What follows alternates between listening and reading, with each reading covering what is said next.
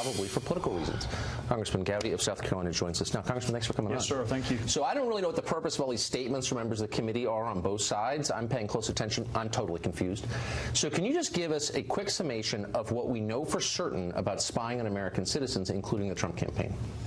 Well, what we know is that if there is an evidentiary basis for the president's tweet, it has not been shared with the public. So we'll get that out of the way. The allegation was very specific. President Obama wiretapped Trump Tower. Yes. There's not an evidentiary basis for that. Where it gets a little more complicated is there are surveillance methodologies that allow the collection of, hypothetically, foreign-to-foreign communications. And to the extent that U.S. citizens are mentioned or collected in that, in those surveillance programs, they're masked. And I think you want the information collected from a national security standpoint, but the masking is important. So with General Flynn, with the public reporting is that he was unmasked. All right, that's not only a breach of protocol, that's a violation of the law. That's the felonious dissemination of classified material. What Chairman Nunes' point is, I want to know whether or not other people have been unmasked, even though you don't know about it publicly yet. Interesting, but it would be known in the intelligence community. So my understanding from watching Director Comey is that intel agencies reporting to the Obama White House initiated an investigation of people around candidate Trump before his inauguration. Is that your understanding?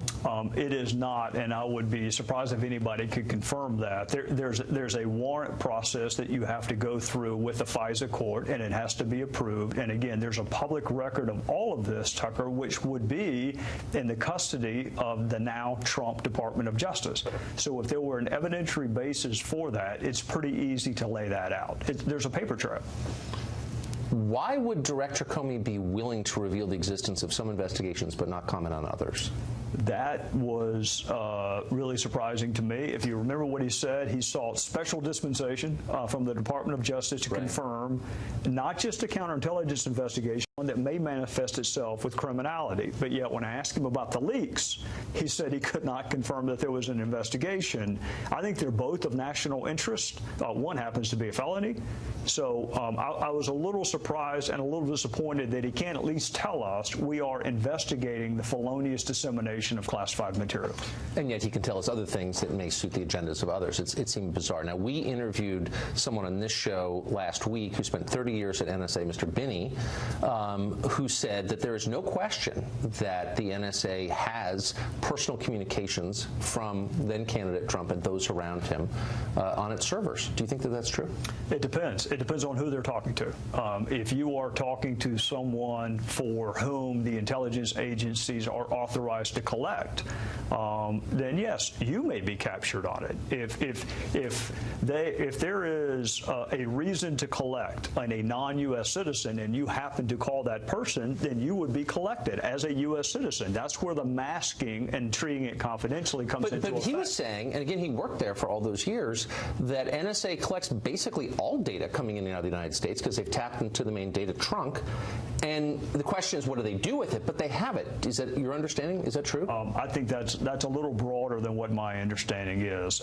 You would have to get a warrant. If you're talking about a U.S. citizen, you have to get a warrant, application, FISA court. If you are talking foreign to foreign, it's a separate analysis. If you're talking U.S. to foreign, it's still a separate analysis and one that would require going to the FISA court. So my last question, you sit on the committee that oversees our intelligence agencies. Are you satisfied that if you request a specific accounting of something that you're going to get it, you're going to get a straightforward answer and get the entire answer? I don't know that I would, Tucker, and I'm not dodging your question. There's something called the Gang of Eight. They are entitled to information that even HPSI members are not. Members of the committee would receive that information, you think?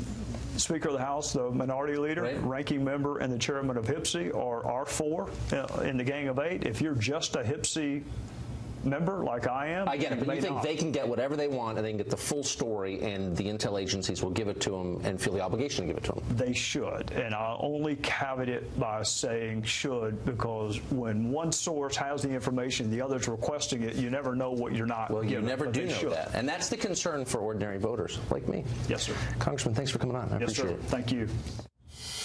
Gowdy of South Carolina will be at the hearing, of course, and he joins us now. Mr. Gowdy, thanks a lot for coming on. Yes, sir. Thank you. So it does seem, in light of the foreign policy developments of the past month or so, where the United States has assumed a hostile posture toward Russia, that most people have kind of decided, you know, how would Trump be doing the bidding of Vladimir Putin when he and Putin are so at odds?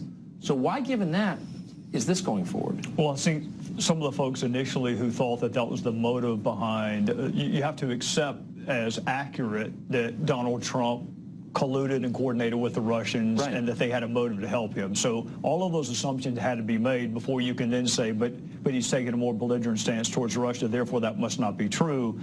I started ground zero. What happened in 2016, whether it was Russia or another foreign actor, did they try to interfere with our election? What was our response in 2016? Not 2 months ago, 2016. What did we know? What did we do about it? The felonious dissemination of classified material, to me, is always relevant. Whether it's in the headlines or not, it's always important, and the issue of unmasking is important. But it does seem like, look, in a world where there's only so much time and so many priorities, in a Congress where, you know, we didn't get a wall passed, Obamacare has not been repealed or replaced, where there are a lot of priorities that the president ran on remain unfulfilled, for the Republicans in the body to pursue it as basically a fever dream from CNN seems a little weird.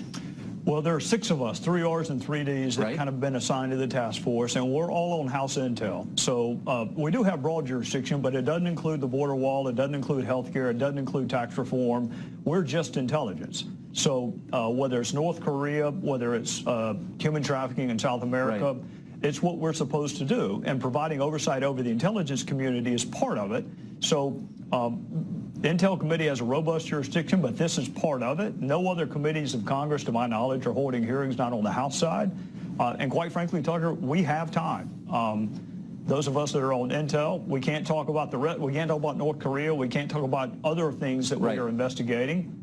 This is one of those rare exceptions where we can both do it and then ultimately answer people's questions at the end. So unless I'm missing something, the only crime that we're pretty certain occurred in the U.S. was the leaking of Michael Flynn's conversations with the Russian ambassador. Is that part of the investigation? I would say the hacking of the DNC would also constitute a criminal act. So, and the FBI would have jurisdiction over both of those. But I don't think Congress is well equipped to investigate crime. In fact, I know we're not. So the constitutional injury or things that are of significant public interest, there is a role for Congress to play. We're dreadful at investigating crime, and we should not attempt to do so. Which is why you don't hear me alleging that people committed crimes. There is a constitutional It hasn't stopped some role. of your colleagues, I notice. It doesn't, and that disappoints me because I think you ought to wait until all of the evidence is in and then ask the jury to draw whatever conclusion you want. But we only have one reputation, and it is so easy to accuse someone of a criminal act. And we do it, unfortunately, in modern-day culture a lot. It's just unfair to the individual, no matter who's doing it. I totally agree. Are you confident that Director Comey is stable and trustworthy?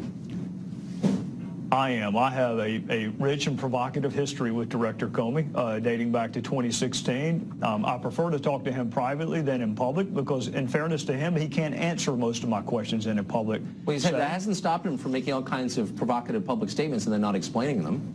I have a rich and provocative history with him. We've agreed on some matters. We've not agreed on some matters. Whether I like it or not, he's a foundational witness. In fact, he touches all 4 tranches of our investigation, and he may be the only witness that does touch everything from felonious dissemination all the way back to when did the Bureau initiate their investigation. So he's foundational. It's not fair to ask him questions in public where I know he cannot answer them. Yes. And then from him, we'll develop other witness leads and documents that we need. I'd like to ask him a few questions in public, but I don't think he's coming on. You should have him on your show. I don't think you he's just got to tell him which hour you're on because it's switched. We'll try. All Congressman Gowdy, great to see you tonight. Thank you for that. Yes, sir, you too.